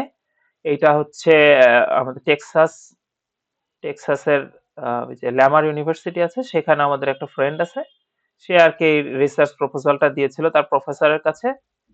তা আমরা বিভিন্ন সেকেন্ডারি ডেটা কালেক্ট করে সেটা দিয়ে আমরা এই থিসিসের কাজটা করতেছি। তো এইটার যে ফরম্যাটিংটা করাইলাম দেখেন, এআই কে দিছে, ও আমাকে মোটামুটি একটা অ্যাবস্ট্রাক্ট তৈরি করছে, ইন্ট্রোডাকশনের মধ্যে কি কি বিষয় আলোচনা করা যেতে পারে, লিটারেচার রিভিউর মধ্যে কোন কোন টপিক নিয়ে আলোচনা করা যেতে পারে, সেটার একটা ফরম্যাট করে দিছে। ডেটা কালেকশনের কি কি মেথড আমরা ব্যবহার করতে পারি, একটা সাজেশন দিয়েছে আমাকে। এই পর্যন্তই এআই আমাকে হেল্প করবে। পরবর্তীতে বাকি যে এই বিষয় ভিতরের যে বিষয়গুলা, এই যে রিভিউ অফ লিটারেচারের ক্ষেত্রেই হোক, এআই মডেল ডেভেলপমেন্ট, ধরেন প্রেডিকশন মডেল, কি মডেল নিয়ে আলোচনা করতে বলছে, এই জিনিস নিয়ে আমার আলাদা রিসার্চ করতে হবে, আলাদা ঘাটাঘাটি করতে হবে, আলাদা পেপার পড়তে হবে। সেখান থেকে জিনিসগুলো আমরা এখানে ইনক্লুড করব, সাইটেশন করব, মানে রেফারেন্স গুলো টানবো আর কি, লিখে লিখে এগুলাকে ইন ডিটেলস লেখার কাজ আমাদের। এখন সেই যে লেখাগুলো আমরা লিখলাম সেগুলাকে যদি আমরা অর্গানাইজ করতে চাই, সেই ক্ষেত্রে আবার এআই ব্যবহার করতে পারবো। লেখা তো অথেন্টিক আমরা নিছি, কালেক্ট করছি, পেপার পড়ে পড়ে নিছি, সেগুলাকে লেখাটাকে অর্গানাইজ করা, তারপরে হচ্ছে সেগুলোকে প্যারাফ্রেজ করা, এই ক্ষেত্রে আমরা আবার এআই এর ব্যবহার করতে পারবো। ফুল থিসিস এআই কখনোই লিখে দিতে পারবে না আপনাকে, আপনাকে জাস্ট এই স্ট্রাকচার ফরম্যাটটা তৈরি করে দিতে পারবে, বা একটা সাজেশন দিতে পারবে কোথায় কি টপিক আনতে পারি, কোন বিষয় নিয়ে আলোচনা করতে পারি, এটা আনে দিতে পারবে। বাকি আপনার নিজেরই ঘাটাঘাটি করে নিজেরই লিখতে হবে, নিজেরই লিখে আহ, পরবর্তীতে এআই কে দিয়ে আপনি প্যারাফ্রেজ করানো বা লেখাকে অর্গানাইজ করা, এই জিনিসটা করতে পারেন। তবে অবশ্যই দেখবেন লেখা শেষ হওয়ার পরে সেই লেখাটাকে অবশ্যই হিউম্যানাইজ করবেন, কারণ এআই এর লেখাগুলা কিন্তু মানুষের টোনে থাকে না, অনেক অনেক লিটারেচার টাইপের হয়ে যায়, মানে বেশি সাহিত্যিক টাইপের হয়ে যায়, ওইরকম রাখা যাবে না, হিউম্যান রিটেন স্টাইলে হতে হবে। সেই ক্ষেত্রে আপনি যখন প্রম্পট দিবেন কোনো অর্গানাইজিং এর সময়, লেখাটাকে অবশ্যই যে বলেছি যে এই জিনিসটা আপনাদেরকে দিয়ে দিব, তো আপনারা এই ইয়ার সাথে এইটুক লিখে দিবেন, এআই যে প্রম্পটটা দিবেন সেটার সাথে এইটুকু অ্যাড করে দিন, দেখবেন ওদের লেখাটা অনেকটা হিউম্যানাইজ হবে। তাও দেখবে 70-80% হিউম্যানাইজ থাকবে না, এআই রিটেন স্টাইলের থাকবে, ওগুলাকে পরে কুইল বট দিয়ে আপনি আবার হিউম্যানাইজ করে নিন। হিউম্যানাইজ করে দেন আপনি ওখানে তখন তুলতে পারবেন। আপনি যদি কোনো এআই ইউজ করেও থাকেন, সেটা আপনি মেথোডোলজির মধ্যে উল্লেখ করতেই পারেন যে রাইট আপের জন্য আপনি এই জিনিসগুলো, এই ইয়াগুলোকে ব্যবহার করছেন। আপনার মেইন উদ্দেশ্য থাকতেই হবে, মানে আসলে দেখবে এইটাই যে আপনার থিসিসটা অথেন্টিক কিনা, আপনার রিসার্চটা অথেন্টিক কিনা, এবং এটা দিয়ে আসলেই হিউম্যানের কোনো মানে হিউম্যান মানে মানুষের কোনো বেনিফিট হবে কিনা।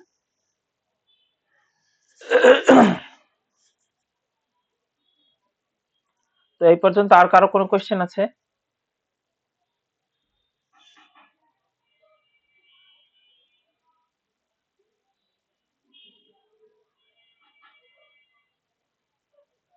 আজকের ক্লাসটা অনেক গুরুত্বপূর্ণ ছিল। আমি থিসিস ফরম্যাট এবং সেকশন আলোচনা করতে যেয়ে একই জিনিস দুইবার আলোচনা করেছি, যাতে আপনাদের সহজে মানে বুঝে আসে সহজে।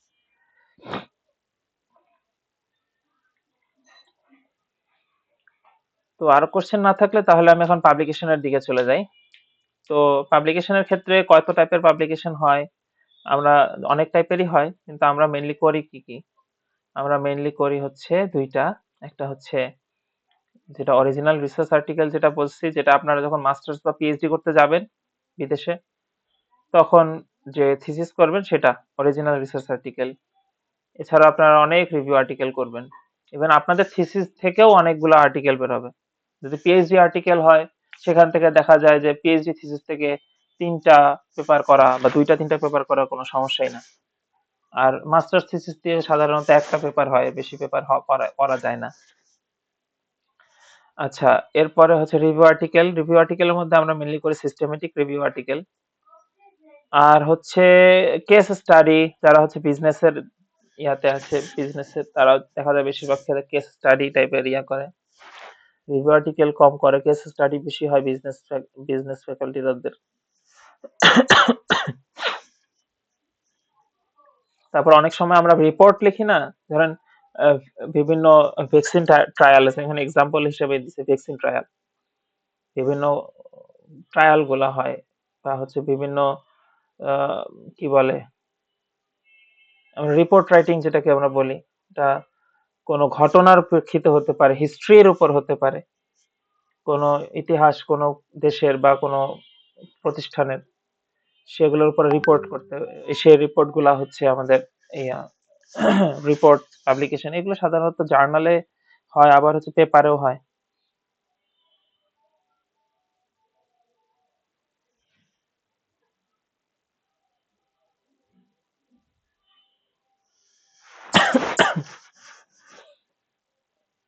আচ্ছা,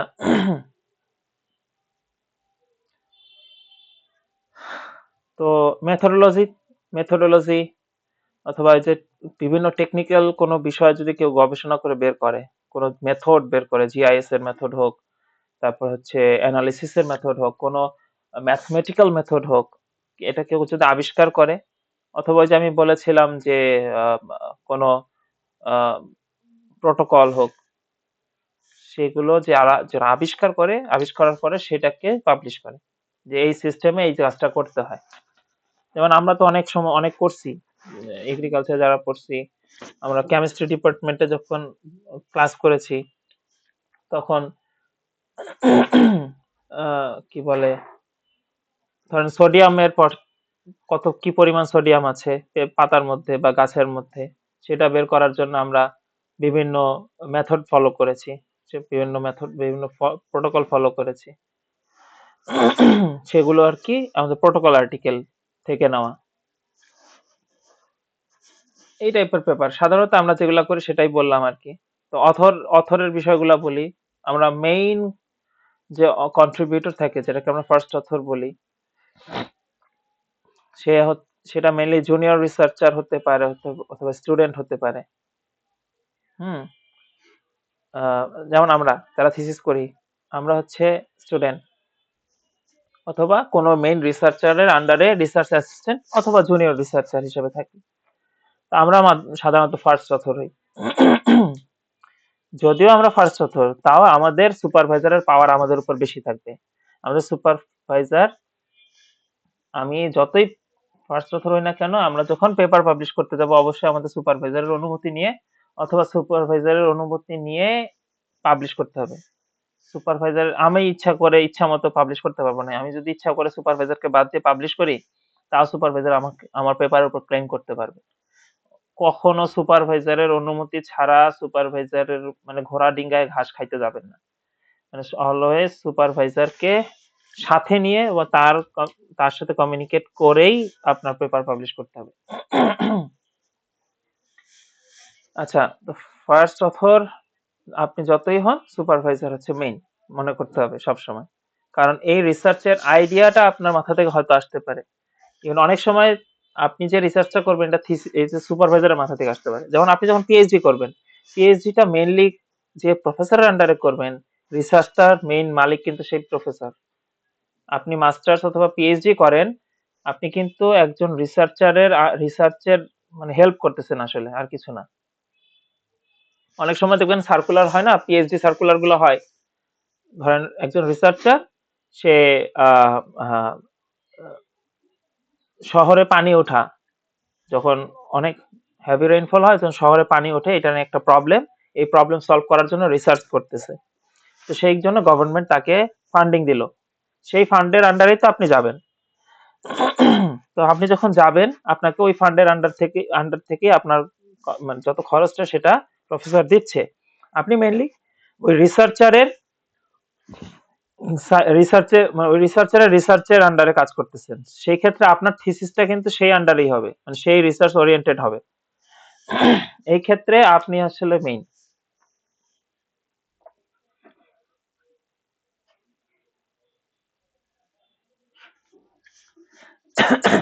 আর কো অথর কি? যারা হচ্ছে কন্ট্রিবিউটেড সিগনিফিকেন্টলি আপনার স্টাডিতে, যেমন আপনার সুপারভাইজার সে হবে আপনার কন্ট্রিবিউটর, মানে সে কো অথর, সে অবশ্যই কো অথর। আপনি মেইন অথর, আর কো অথর হবে আপনার সুপারভাইজার। ইভেন আপনি যে থিসিসটা করতেছেন, যে রিসার্চটা করতেছেন, সেখানে যদি আপনার পেপার রাইটিং এ কেউ হেল্প করে, আপনার ডেটা অ্যানালিসিস করতে কেউ যদি হেল্প করে, সে সে হবে কো অথর। এখন আপনার কন্ট্রিবিউটর যদি থাকেও আপনার থিসিসে, কিন্তু সেই কন্ট্রিবিউটরের নাম আপনি পাবলিকেশনে দিতে পারবেন কি পারবেন না সেটাও ডিপেন্ড করবে আপনার সুপারভাইজারের উপর। সুপারভাইজার যদি বলে যে শুধু তার নাম এবং আপনার নাম ছাড়া কোনো নাম থাকবে না, তাহলে কো-অথর যারা তাদেরকে অ্যাকনলেজমেন্টের জায়গাতে অ্যাকনলেজ করে দিতে হবে, কিন্তু তাদের নাম কো-অথরশিপ মানে পেপারে রাখতে পারবেন। তো সাধারণত সুপারভাইজার এই কাজ করে না, কারণ কেউ যদি আপনাকে ডেটা অ্যানালিসিসে হেল্প করে, কেউ যদি আপনার ডেটা কালেকশনে হেল্প করে, কেউ আপনার পেপার রাইটিং এ হেল্প করে, তাদের নাম সাধারণত রাখতে দেয়। কারণ একটা জার্নালে যখন আপনি পাবলিশ করবেন, তখন মোটামুটি 6 জনের নাম অ্যাকসেপ্টেবল। আপনি অনেকের নাম দিতে পারেন, কোনো সমস্যা নেই। কিন্তু 6 জনের বেশি নাম চলে গেলে এই জার্নালে এই পাবলিকেশনটার ওয়েটটা কমে যায়। ঠিক আছে? ওয়েটটা কমে যায়। যদি না এটা সরকারি কোনো কাজ হয়। দেখবেন অনেক রিসার্চ আছে এগুলো সরকারের আন্ডারে হয়। সেগুলোতে দেখবেন অনেক রিসার্চার ইনক্লুডেড। তাদের বহুত নাম থাকবে। এমনও রিসার্চ আছে যেটার খালি কো-অথরদের নাম লিখতেই ৩-৪ পেজ চলে গেছে। কো-অথরদের নাম লিখতেই ৩-৪ পেজ চলে গেছে। মানে এত সায়েন্টিস্ট এখানে কাজ করছে। বড় রিসার্চ ছিল, সরকারি। পুরা দেশ জুড়ে রিসার্চ চলছে। হ্যাঁ? তো এই ক্ষেত্রে কিন্তু আপনার ওই রিসার্চ গুলো আবার ভ্যালুয়েবলও সেরকম। অন্যরকম ভ্যালু ওই রিসার্চ গুলা। তো এই ক্ষেত্রে সাধারণত রিসার্চ ইনস্টিটিউট গুলার নিজস্ব জার্নাল অথবা রিসার্চ ইনস্টিটিউট গুলো, যেমন দেখেন যেসব রিসার্চ ইনস্টিটিউট থাকে বেশিরভাগই নিজস্ব জার্নাল থাকে। আবার হচ্ছে ইউনিভার্সিটির গুলারও দেখবেন যে অনেকেরই নিজস্ব জার্নাল আছে। তো এই ক্ষেত্রে এই সব রিসার্চ গুলো যেগুলা অনেকের আন্ডারে কাজ চলে, সেগুলোকে এই টাইপের জার্নাল গুলাতে পাবলিশ হয়। হ্যাঁ? তা আমাদের গুলার এই টাইপের না। যদি আপনারা মাস্টার্স পিএইচডি করার পরে কখনো ফ্যাকাল্টি মেম্বার হওয়ার চান্স থাকে, তখন দেখবেন এসব রিসার্চে আপনারা জড়িত হচ্ছেন।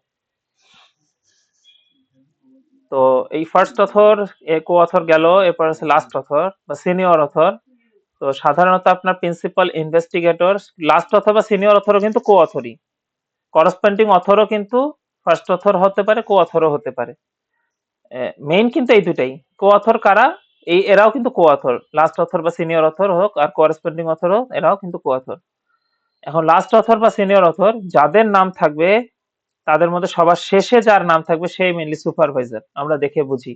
ধরেন ৫ জনের নাম আছে, প্রথম জনের যে নাম সে হচ্ছে ফার্স্ট অথর বা যে মেইন কন্ট্রিবিউটর যে, এবং সবার লাস্টে যার নাম থাকে সে হচ্ছে সুপারভাইজার। তার খুব গুরুত্ব থাকে এই পেপারে। এই পেপারে তার এই ফার্স্ট এর জনের এবং লাস্টের জনের নাম বেশি গুরুত্বপূর্ণ থাকে। এন্ড ফার্স্ট এর জন এবং লাস্টের জনের নাম বেশি যেহেতু গুরুত্বপূর্ণ, এবং এদের দুইজনের মধ্যে থেকেই কেউ না কেউ করসপন্ডিং অথর হয়। করসপন্ডিং অথর হচ্ছে যে কিনা জার্নালের সাথে কমিউনিকেট করে।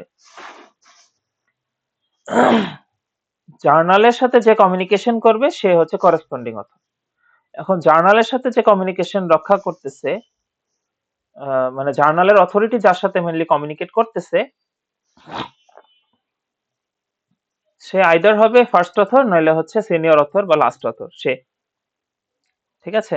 ইভেন কো অথরদের মধ্যেও কিন্তু কেউ করসপন্ডিং অথর হতে পারে। তবে সাধারণত যেটা হয় সেটা হচ্ছে ফার্স্ট অথর এবং সিনিয়র অথর যে থাকে বা সুপারভাইজার যে থাকে বা লাস্ট অথর যে থাকে সে হচ্ছে করসপন্ডিং অথর হয়। তো জার্নালে সাধারণত আমরা পেপার পড়ে এই দুইজনকে বেশি গুরুত্ব দিই। প্রথম জনের নাম এবং লাস্টের জনের নাম। এই দুজনকে আমরা সবথেকে বেশি গুরুত্ব দিই, এবং বাকি মাঝখানে যারা থাকে তাদের গুরুত্ব দেই হচ্ছে নামের ক্রোনোলজির উপরে। যেমন দেখি আমরা নিচে যাই,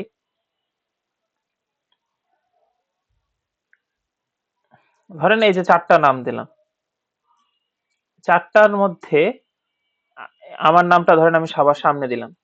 তারপরে আরো 2 জনের নাম আছে এবং লাস্টে একজনের নাম আছে। তো লাস্টের জন হচ্ছে আমার লাস্ট অথর এবং আর আমি হচ্ছে ফার্স্ট অথর। তো এটা হচ্ছে ধরলাম আমার সুপারভাইজার আছে আমি। আর মাঝখানে যে 2 জন এরা হচ্ছে কো-অথর।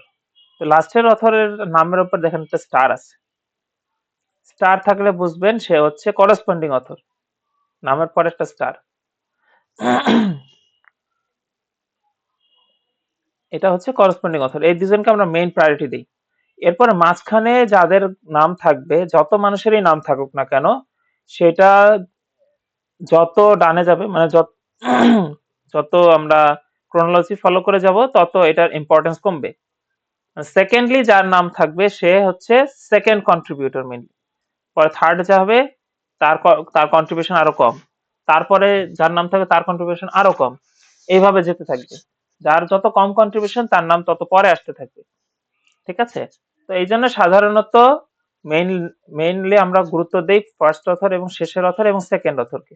সেকেন্ড অথর মোটামুটি গুরুত্ব পায়, কারণ সে অনেক মানে যারা পেপার পড়ে তারা সেকেন্ড অথরকে তখন এইভাবেই দেখে যে সে মোটামুটি ভালোই কন্ট্রিবিউশন করছে, তাই তার নাম সেকেন্ডে আসছে।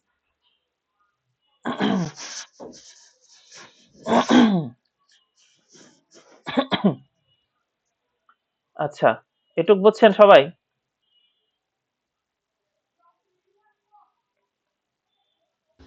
হ্যাঁ ভাই, বুঝতে পারছি। এরপরে আমি সরাসরি চলে যাই পাবলিকেশনে। কিভাবে আমরা একটা পেপার পাবলিশ করব। আমি মোটামুটি দেখাবো আপনাকে আরো, আপনাদেরকে আরো ইন ডিটেল দেখাবে হচ্ছে মুরাদ ভাই। তো আমরা সাধারণত ওয়াইলিতে প্রেফার করি, কারণ ওয়াইলির জার্নাল গুলো ইম্প্যাক্ট ওয়ালা জার্নাল এবং খুবই অ্যাকসেপ্টেড। ইভেন অনেক ফ্রিতে আমরা এখানে পাবলিশ করতে পারি। তো কিভাবে আমার রিসার্চের জন্য আমি ম্যানুস্ক্রিপ্ট মানে আমি পারফেক্ট জার্নাল খুঁজবো সেটা আগে দেখাচ্ছি। তো ওয়াইলিতে আমরা ওয়াইলি জার্নাল ফাইন্ডারে ফার্স্টে আমরা আসবো। এরপর আমরা টাইটেল এবং অ্যাবস্ট্রাক্ট এটা দিয়ে সার্চ দিব। এটা ধরেন আমার থিসিসের টাইটেল, যে রিসার্চটা আমরা পাবলিশ করব সেটা। ম্যানুস্ক্রিপ্ট টাইটেল দিলাম, এরপর অ্যাবস্ট্রাক্ট দিব।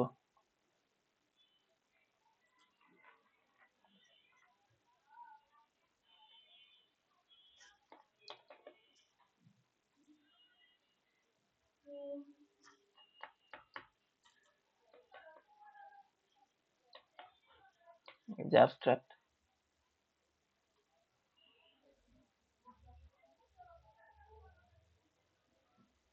এই পর্যন্ত।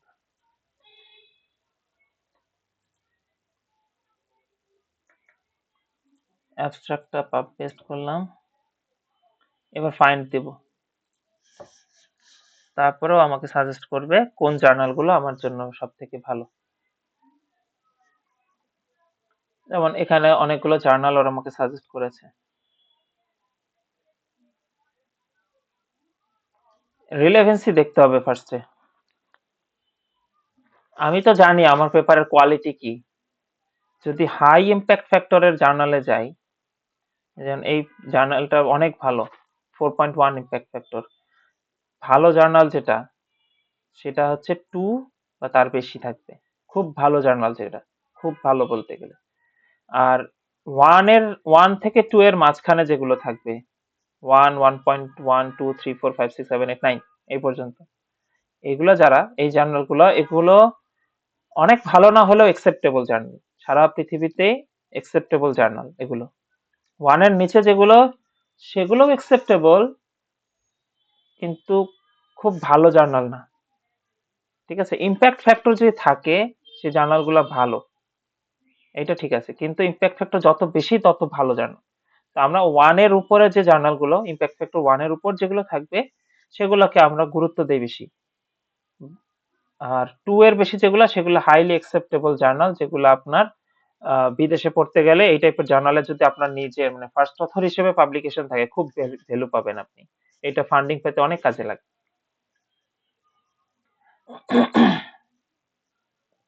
তো এখানে আমাদের কি কি দেখাচ্ছে, ধরেন ইম্প্যাক্ট ফ্যাক্টর। আমি জানি যে ধরেন আমার থিসিসটা তেমন ভালো না, তাহলে আমি স্বাভাবিকভাবেই প্রথম জার্নালটাকে দেখবো না, যতই এটা বেশি রিলেভেন্ট হোক। কারণ আমি এখানে যদি সাবমিট করি, এটা রিজেক্ট করে দিবে আমার পেপারটাকে। আমি যদি কনফিডেন্ট থাকি যে না, আমার পেপারটা খুব ভালো, তাহলে আমি এইসব জায়গায় আগাবো। আচ্ছা, আমার মেইনলি এই যে 1.6 ইম্প্যাক্ট ফ্যাক্টর অথবা হচ্ছে 1.9 ইম্প্যাক্ট ফ্যাক্টর, এগুলাকে আমি মেইনলি আগে টার্গেট করব, কারণ আমার একটা খাটনি তো হবে। এই জার্নালের জন্য আমি ম্যানুস্ক্রিপ্ট রেডি করব বা করব, তো আমার কিন্তু ভালোই খাটনি হবে। তো সেই ক্ষেত্রে আমাদেরকে অবশ্যই আহ একটু মানে সেফ থাকিয়া তারপর আমাদের জার্নাল গুলাতে অ্যাপ্লাই করতে হবে, যাতে আমার সময়টা বাঁচে। আমি যদি কনফিডেন্ট থাকি ভালো জার্নাল, দেন ইটস ওকে। তো জার্নাল এরকম পাইলাম, এখন আমরা এখানে একটা দেখি ওপেন অ্যাক্সেস অপশনাল দেওয়া আছে, ওপেন অ্যাক্সেস ইয়েস দেওয়া আছে। হুম। তো ইয়েস এন্ড অপশনাল দিয়ে আমি কি বুঝাচ্ছি, যদি ওপেন অ্যাক্সেস ইয়েস থাকে মানে ওপেন অ্যাক্সেস দিতেই হবে এরকম টাইপের হয়, তখন তার মানে হচ্ছে এই জার্নালের আহ, এই জার্নালের এই জার্নালের কোনো পেপার পড়তে গেলে আমার টাকা দেওয়া লাগবে না। পড়তে গেলে টাকা দেওয়া লাগবে না, কিন্তু পাবলিশ করতে গেলে টাকা লাগবে। কারণ জার্নাল তো অবশ্যই কারো না কারো কাছ থেকে টাকা নেবে, হয় যারা হচ্ছে পাবলিশ করতেছে রিসার্চার তাদের থেকে টাকা নেবে, নইলে রিডারদের থেকে টাকা নেবে।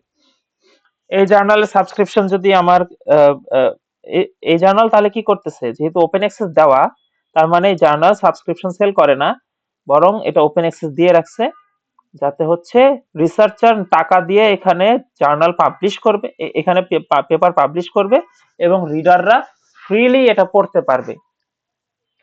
এখানে সুবিধাটা হচ্ছে এইটা যে আপনার পেপারের অনেক রিডার হবে, অনেক সাইটেশন হবে। যে পেপারের সাইটেশন বেশি সেই পেপার কিন্তু অনেক বেশি দামি। মানে যত রিসার্চার আপনার পেপার থেকে সাইট করছে, আপনার পেপারকে সাইট করছে, আপনার পেপারকে ব্যবহার করছে, হ্যাঁ, যত রিসার্চার আপনার পেপার ডাউনলোড করছে বলতে তো আপনার পেপার সাইট করার জন্যই ডাউনলোড করছে।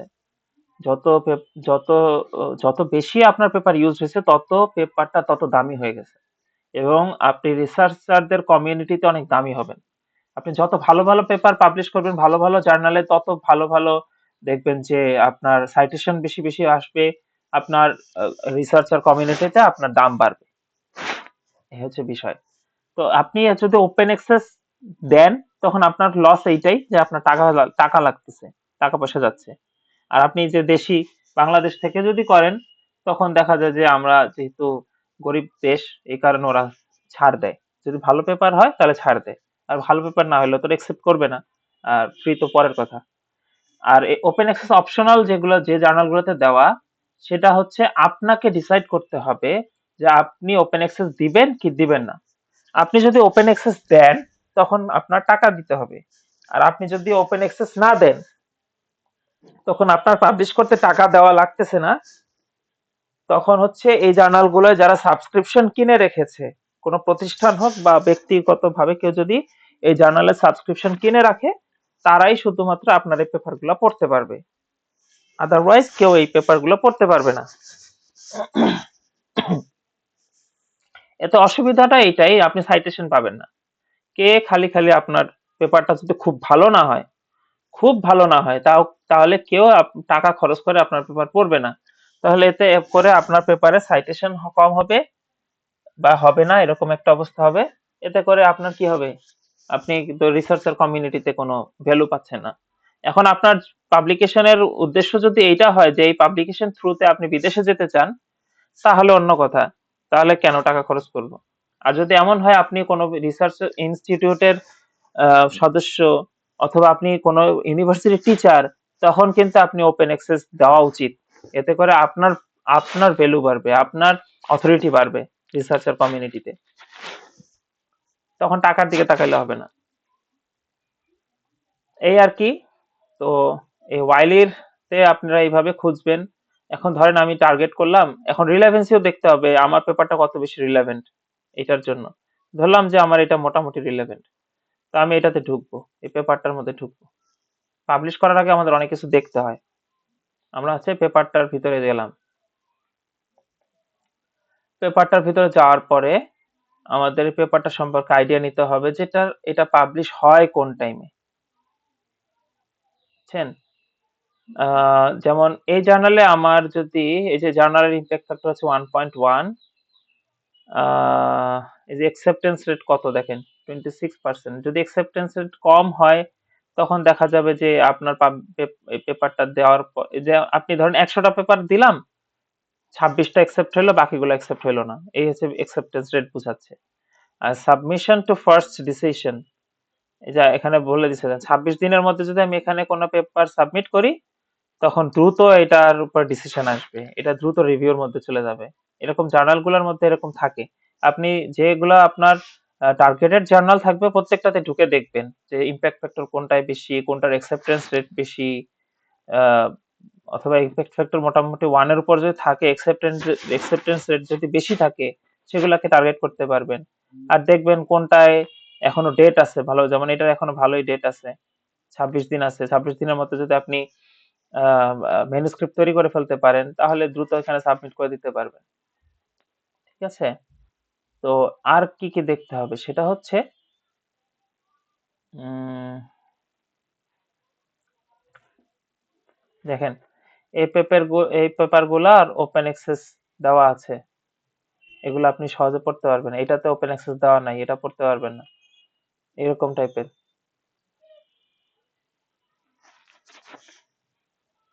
তারপরে এটা দেখতে হবে কোন ভলিউম কখন, মানে ভলিউম কোনটা, কোন ইস্যু কখন কোনটা বের হয় সেটা দেখতে হবে, কোন কোন মাসে এগুলা বের হচ্ছে। যেমন এটা দেখেন ফেব্রুয়ারিতে, মেতে, অগস্টে আর নভেম্বরে বের হয়েছে রিসেন্ট ইস্যুগুলা। হ্যাঁ, তো যেগুলা তো কাছে, আপনি যদি মনে করেন যে আমার আগামী 6 মাসের মধ্যে পেপার লাগবে, তখন সেই রকম জার্নাল দেখবেন যে কোন টাইমে ওদের পেপারটা পাবলিশ হয় মেইনলি। হুম, এখন দেখলেন যে একটা বছরে একবার হয় পাবলিশ, তো আপনি এখন যদি চান যে আপনি এই বছর বিদেশ যাবেন তখন কিন্তু আপনার এই